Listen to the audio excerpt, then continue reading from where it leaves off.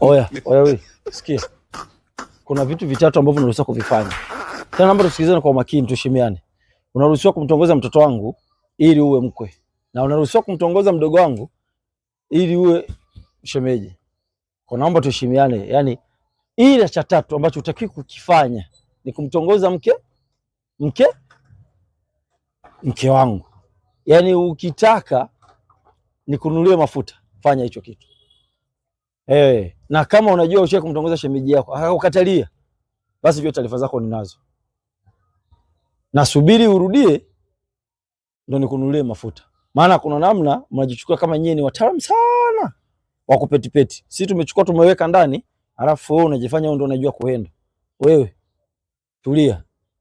Mafuta yanakuhusu muda si mrefu. Yaani kama unajua ushaye kumtongoza akakataa, kesi unayo na mimi. Najua tu sema nimekuvungia tu. Nakutafuta.